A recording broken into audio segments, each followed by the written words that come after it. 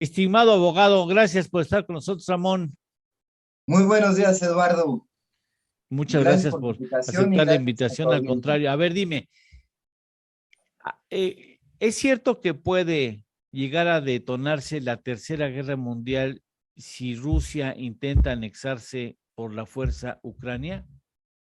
Bueno, pues el riesgo es latente, ¿no? Al final del día tenemos un tema donde la geopolítica en Europa se está reacomodando.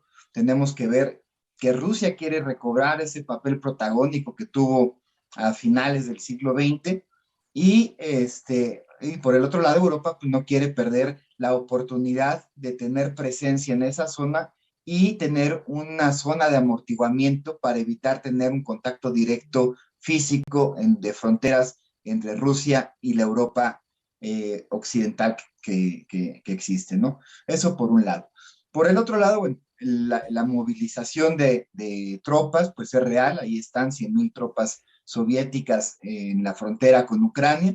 Ucrania, que es un tema histórico para Rusia, donde hay una muy fuerte presencia histórica, cultural rusa, de milenaria, y en la cual en los últimos siglos ha habido una serie de depuramientos raciales y un proceso de rusificación de Ucrania, de tal suerte que la Ucrania que se conoce hoy tiene una gran presencia de rusos y de gente muy afín a Rusia, que quieren ser protegidos por aquel país, muy similar a lo que comentabas de lo que pasó con Texas, ¿no? O sea, de repente se llenó Texas de gente que no era mexicana, mucho más afín a los norteamericanos y eventualmente, bueno, pues estuvieron buscando su proceso de anexión. Algo así es lo que está ocurriendo con Ucrania. Bien, a ver, no sé, yo soy neófito en esos asuntos internacionales. ¿Por qué carambas está Estados Unidos en la frontera con Ucrania? Bueno, ahí también recordemos que hay un tema muy importante, ¿no? Que es el paso de un gasoducto, que es el que suministra todo el gas a Europa. Y hablar del suministro de gas a Europa, pues Uh, es hablar prácticamente de la generación de energías para toda Europa. Y con esto, bueno, pues la dependencia de la producción europea depende en gran medida del suministro de este gas ruso que pasa por Ucrania. Entonces, ese es un tema la, que es un tema pues, obviamente de corte económico, y donde hay un tema económico, pues van a estar la gente del dinero y va a estar obviamente Estados Unidos, ¿no? claro. Ahora, siguiendo esa lógica, pues lo que hace Rusia es, ahora sí que ciérrale.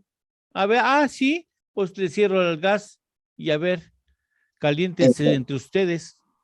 Exactamente, eso es lo que hizo Rusia cuando se anexó la península de Crimea. Recordemos que en parte de Ucrania contemplaba la península de Crimea, que era donde estaba situada en el Mar Negro una de las bases navales más importantes de la Rusia de antes de la caída. No obstante, cuando se independiza Ucrania, en los tratados que se suscriben entre la Rusia y Ucrania, se establece que se puede seguir operando la base naval militar que estaba ubicada en la península de Crimea. Y entonces es justamente eso. Hace unos años, Rusia retoma la península de Crimea y a la hora que los europeos repelan, porque tienen los europeos también una cierta intervención, ¿no? Que es que han tratado de acercar a la OTAN a la frontera rusa, al tratar de hacerle llegar recursos y estar coqueteando de manera constante con Ucrania para tratar de jalarla del bloque soviético al bloque europeo. Entonces, en ese toma y daca viene el contexto de la anexión de Crimea, y cuando los países europeos ponen el grito en el cielo, Rusia nada más amaga con el cierre del gas, y entonces es que no pasó absolutamente nada en ese momento. Lo que no quieren es justamente que les vuelvan a aplicar la misma, que ahora venga la anexión de Ucrania y bajo la amenaza del cierre del suministro de gas, venga la misma actitud pasiva de Europa. Y Estados Unidos, bueno, lo que va a acabar buscando es sacar la raja de todo este conflicto, que también sería el poderle suministrar gas a la zona europea, ¿no? Entonces es un conflicto que está muy interesante desde la perspectiva de un espectador lejano, pero pues no deja de ser un tema tenso cuando hablamos de armas, hablamos de cohetes, hablamos de arsenales nucleares, de muchas vidas que están ahí en juego, y poner todo eso junto a la estufa no es una buena idea, ¿no? Sí, sí, sí. Ahora, cuando yo ayer tuve el privilegio de platicar con Ramón en otro contexto, de un programa que hoy a las 11 de la noche se transmite por Vive TV y por, bueno, no sé, el horario de Mundo Ejecutivo, que es Economía de Frente. Eh, Ahí hablábamos en los descansos con Ramón y yo le decía, pues está muy lejos Estados Unidos de sus territorios, digamos, de su casa, está muy lejos, pero ¿qué papel juega la relación entre Estados Unidos y China? Porque tú decías, recuerdo, que Estados Unidos la tiene difícil porque tiene por un lado a Rusia y por el otro lado a China. Así es. Entonces, quiero que nos expliques eso y después, bueno, tienes a Rusia, a China, y no sé cómo se lleven Rusia y China.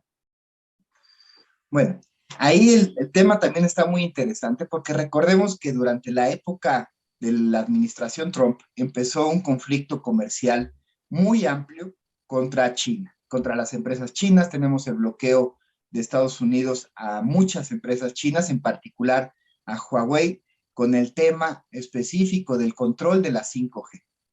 Ese es donde se está jugando el futuro económico del mundo, porque al final del día, quien controle la 5G va a ser quien controle todas las carreteras de comunicación, del comercio virtual, de todo lo que va a ser el Internet de las cosas, va a tener que correr sobre la red 5G.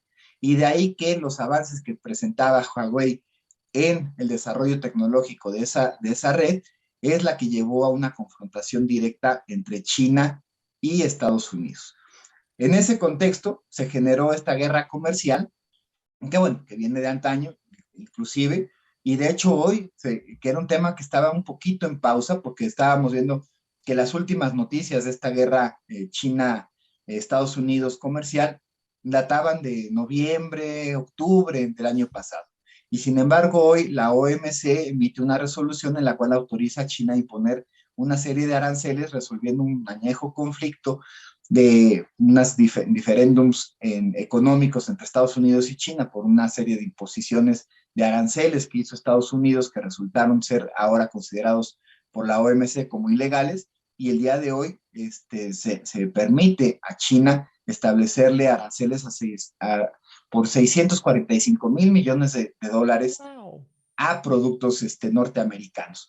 Entonces, ese proceso que estaba, digamos, ahorita más o menos entrampado en la nada, va a recobrar una vigencia porque está permitiendo que, bueno, el tema vuelva a la palestra, vuelva a estar en los medios, y justamente en este contexto donde Estados Unidos quiere enfocar sus baterías a ver cómo evita que Rusia se apodere de Ucrania, ¿no?